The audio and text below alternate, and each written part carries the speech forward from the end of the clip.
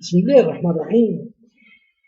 الثقافة في بلادنا انحطت انحطاط كبير، خاصة في وقت زين العابدين بن علي اللي كانت معاه علاقات وطيدة مع العربية السعودية. وقت بن علي وقع استعمار ثقافي لتونس وبرشا بلدان، أنا نتكلم على تونس.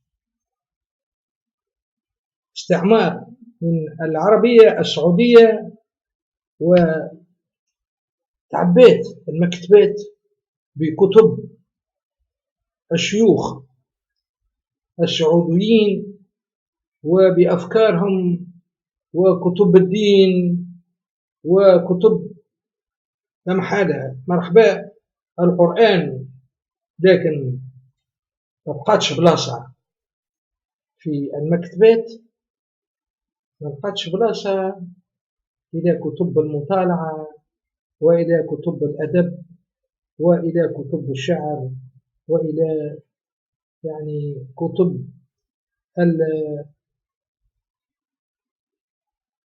الثقافة المعاصرة وإلى كتب الفلسفة ولا إلى كتب النظريات وكتب مختلفة اللي كانت موجودة في المكتبات التونسية، فيما كانت وقت المنار، مكتبة المنار اللي كانت في باب منارة، المكتبة العظيمة اللي بعدين حولوها ولات العطارين وتسرقت وضاعت كتبها. ومكتبة سليبا، وما أدراك ما مكتبة سليبا اللي كانت في باب حاضر، كانت فيها الكتب أنواع وأشكال.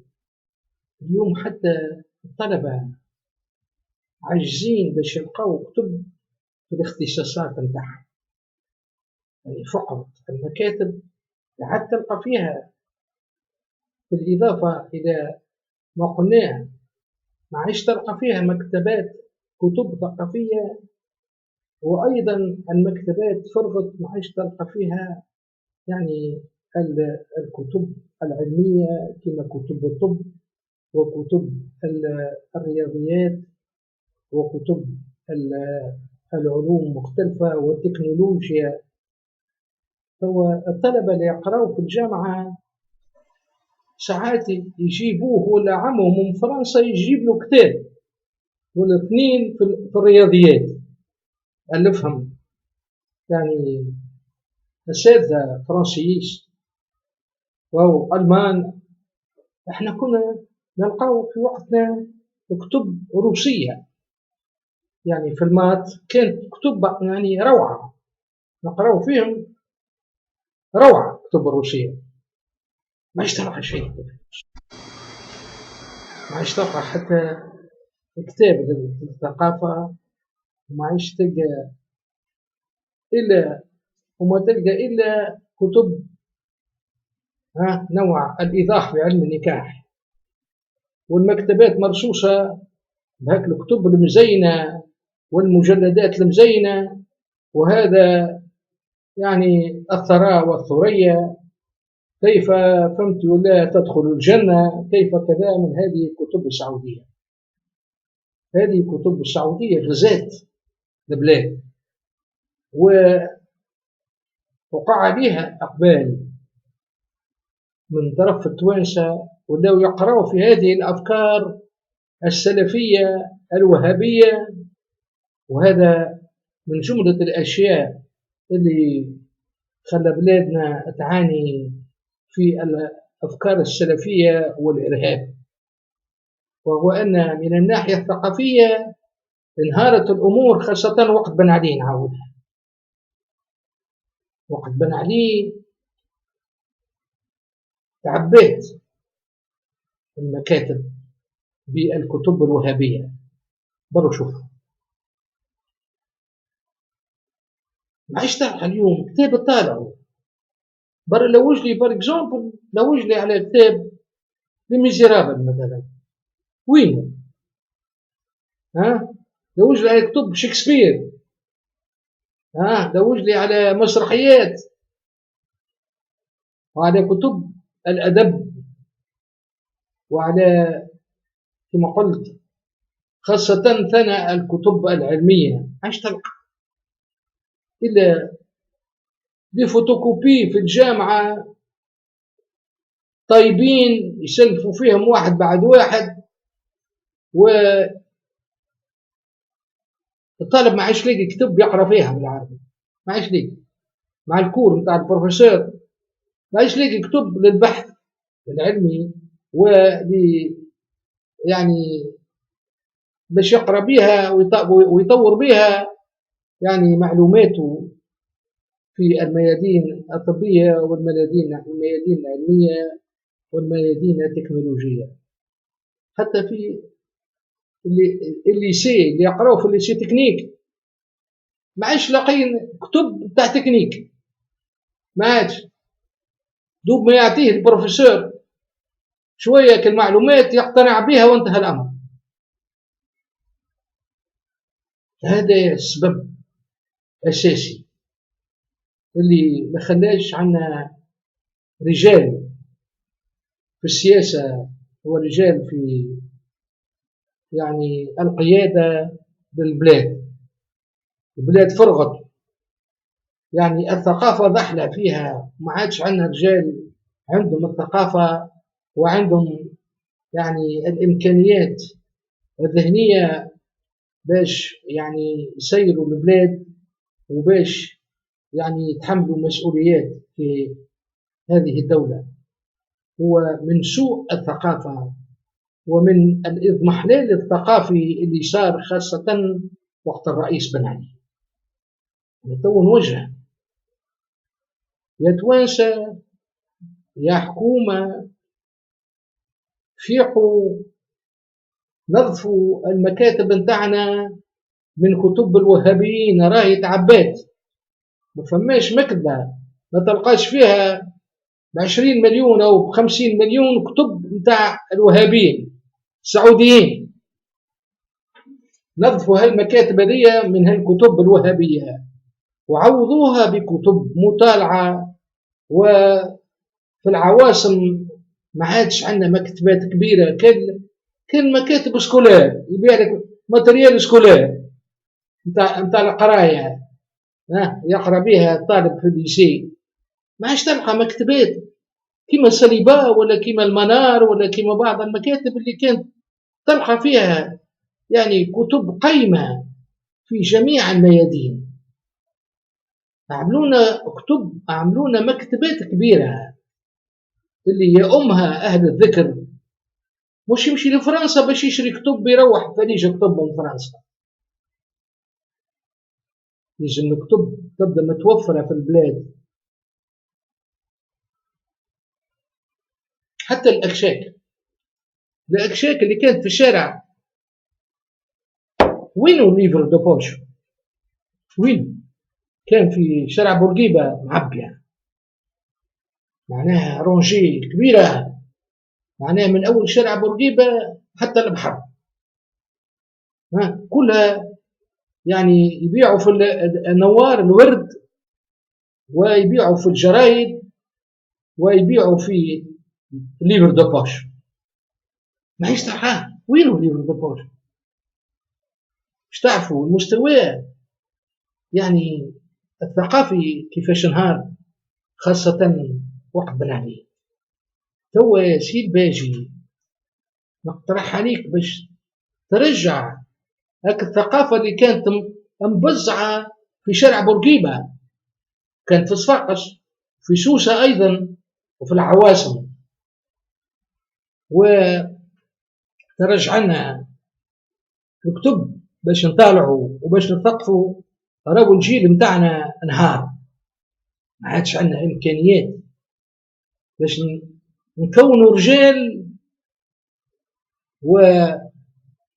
وبثقافات واسعة، لأن الإمكانيات تاع الثقافة كما قلت فقدناها تماما.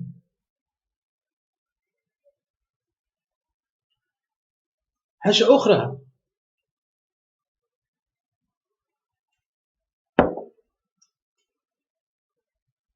مستوى التعليم، بات مستوى ضحل، ما هي حاجة تجيب حاجة، بات مستوى ضحل، ما عادش يعني كفاءات تخرج من الجامعة التونسية. ولينا نتكلموا باك بلس 5 باك بلس 6 باك بلس 7، يعني الإنسان ولا عبارة على صندوق نتاع لوح. Il se mesure par bac plus 1 bac plus 2 bac plus 3. هذا تكوين ضحل، وهذا برنامج ضحل. نعاودوا المنظومة تاع التعليم العالي باش نخرجوا رجال أصحاب كفاءات. نحبوا نعملوا مدارس عليا ذات مستوى، ميسالش نعملوا مدرسة في تونس بركة، ومدرسة في صفاقس، ومدرسة في سوسة، واحدة تهتم بالآداب، واحدة تهتم بالتكنولوجيا، واحدة تهتم بالعلوم على منوال.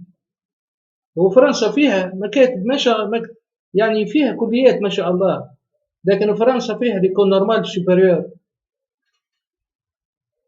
فيها واحد بركة ليكول نورمال سوبيريور في باريس، اللي خرج منه الجنرال دوغول، ولا خرج منه جورج بومبيدو، وهلو مجرى. أوش نحبوا مكاتب عليا باش تخرج لنا رجال. نحبوا نعاودوا الفروسيكلي ونظموا كليانا ليكول نورمال دادمينيستراسيون ليانا. فرق كبير من السماء للأرض ما بين ليانا نتاع تونس وما بين ليانا نتاع فرنسا، تعرفوا هذا. ليكول بوليتكنيك نتاع تونس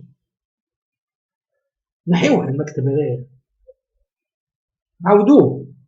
فيه كانت ضخامة والكراسي وقاعات المحاضرات، لكن الكونتوني وينه؟ كان بوليتكنيسيان تونسي يمشي يحش الفساخير. تكوين ضحل على جميع المستويات. حبوا مكاتب على غرار. المكاتب اللي موجودة في ألمانيا وفي فرنسا نحبوا مكاتب عليا دي جراند زيكول، ميسالش كيف يكون، ونحبوا محصول ما نخرجوش بالالافات. ما يدخل الجراند زيكول هذوما الا يبدا عنده معدلات عاليه في الماتريز، 18 في الماتريز مثلا، ورافوار اكسي اين جراند ايكول. هكا نجم نكونوا خريجين يرفعوا البلاد وينفعوها، ويجعلون لنا جيل جديد من الكفاءات العالية في تونس. إذا ما نعملوش هذا ونقعدوا في المستويات نتاع الضحلة نتاع كليات العلوم نتاع تونس وكليات الآداب والمكاتب نتاع الهندسة نتاع تونس اللي تخرج في فعلا معناها تخرج في بطاطا كامل الصراحة. اليوم تشوف معاه مهندس تسأله في موضوع ما يقول لك والله قريته جو ما رابيل بلو دو سا، تو نعاود نقراه انت نراجعه تو نجاوب.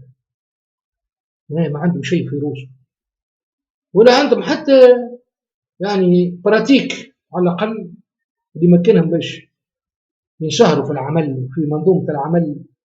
والمهندس التونسي ما يبدا ينتج الا بعد 4 سنين 5 سنين يتعلم الخدمه، وحتى كي يتعلم الخدمه يقعد كيما لابرونتي، ما عندوش امكانيات تاع امكانيات يعني الدراسه وتحسين الاوضاع وامكانيات تغيير الاوضاع من حسن الى احسن. يعني والله ساعات جو كومبار ان انجينيور تكون في المدارس التونسية على يعني، ويمكن خير منه من تكنيسيان سوبريور قرا في فرنسا، تلقاه خير من مهندس في تونس كون في تونس. البلاد راهي اتخذت، وراني مستعد باش نشارك، اما استدعوني باش نشارك ونعطي الآراء نتاعي في إصلاح التعليم. بارك الله فيكم.